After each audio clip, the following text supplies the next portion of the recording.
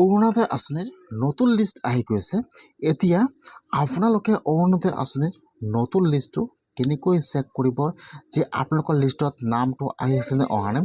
যদি আপোনাৰ নামটো লিষ্টত অহা নাই, এতিয়া আপোনালোকে কি কৰিব লাগিব, কি কৰিলে আপোনালোকে অৰুণোদয় আঁচনি লাভ কৰিব। আৰু যিসকলে অৰুণোদয় আঁচনিত এইবাৰ নতুনকৈ আবেদন কৰিছে, যিহেতু অৰুণোদয় আঁচনিৰ লিষ্টটো আহি গৈছে, তাত যদি আপোনাৰ নামটো আহিছে, এতিয়া আপোনালোকৰ নামটো ভেৰিফাই কৰিব লাগিব। যদি আপোনালোকৰ নামটো ভেৰিফাই নকৰে, তেনেহ'লে কিন্তু আপোনালোকে অৰুণোদয় আঁচনি পইচা লাভ নকৰিব।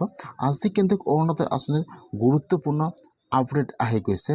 কেনেকৈ আপোনালোকে অৰুণোদয় আঁচনিৰ লিষ্টটো চেক কৰিব লাগিব যে আপোনালোকৰ লিষ্টত নামটো আহিছে নে অহা নাই। আৰু যদি আপোনাৰ নামটো লিষ্টত অহা নাই, কি কৰিব লাগিব, সম্পূৰ্ণ প্ৰচেছ জনাই দি আছোঁ, জানি লওক। এইটো হৈছে কিন্তু অৰুণোদয় আঁচনিৰ নতুন লিষ্ট। এতিয়া আপোনালোকে লিষ্টটো কেনেকৈ চেক কৰিব লাগিব জানি লওক। লিষ্টটো কিন্তু আপোনালোকে অনলাইনত নাপাব।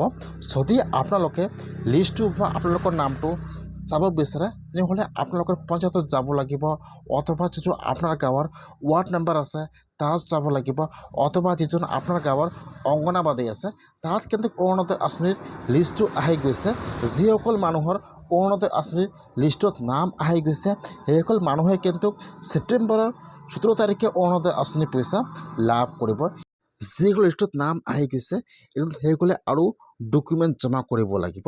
আপোনাৰ ভোটাৰ ID কাৰ্ড, আপোনাৰ Aadhaar card, PAN card, bank passbook, ration card লগতে কিন্তু আপোনালোকে আপোনাৰ পঞ্চায়ত অথবা আপোনাৰ গাঁৱৰ মেম্বাৰৰ ওচৰত জমা কৰিব লাগিব। যেতিয়া আপোনালোকৰ নামটো এপ্ৰুভ হৈ যাব, তাৰপিছত কিন্তু আপোনালোকে ছেপ্টেম্বৰ মাহৰ 17 তাৰিখে অৰুণোদয় আঁচনি পইচা লাভ কৰিব। যিসকল মানুহৰ লিষ্টত নাম আহিছে, সেইটো সম্পূৰ্ণ কাম হৈ গৈছে, ভেৰিফাইটো হ'লে অৰুণোদয় আঁচনি পইচা লাভ কৰিব।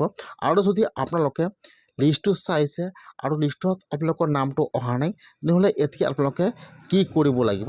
অথবা যদি আপোনালোকে আগৰ পৰা প্ৰতিমাহে অৰুণোদয় আঁচনি পইচা লাভ কৰি আছিল, জুন মাহত বা জুলাই মাহত আপোনালোকৰ একাউণ্টত অৰুণোদয় আঁচনি পইচা সোমোৱা নাই, এতিয়া কিন্তু আপোনালোকে একো চিন্তা কৰিব নালাগে।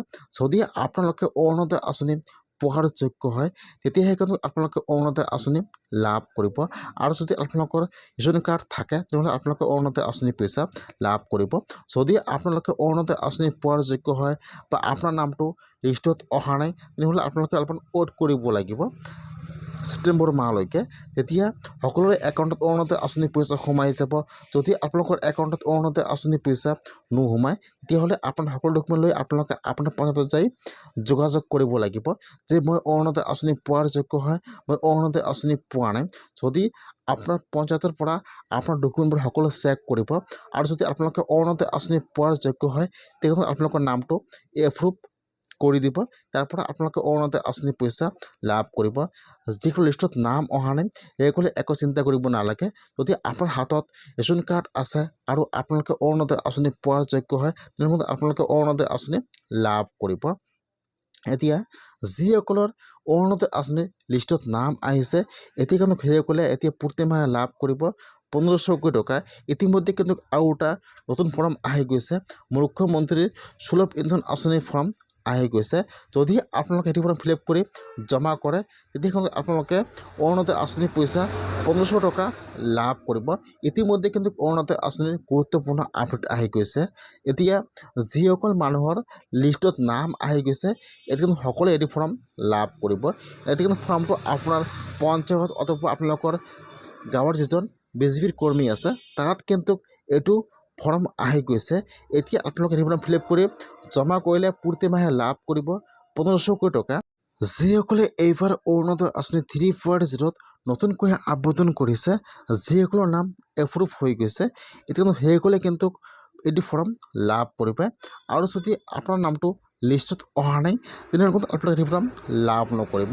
এতিয়া যদি আপোনালোকে অৰুণোদয় আঁচনি পইচা প্ৰতিমাহে লাভ কৰি আছে, তেনেহ'লে কিন্তু আপোনালোকে এইটো ফৰ্ম লাভ কৰিব 100%।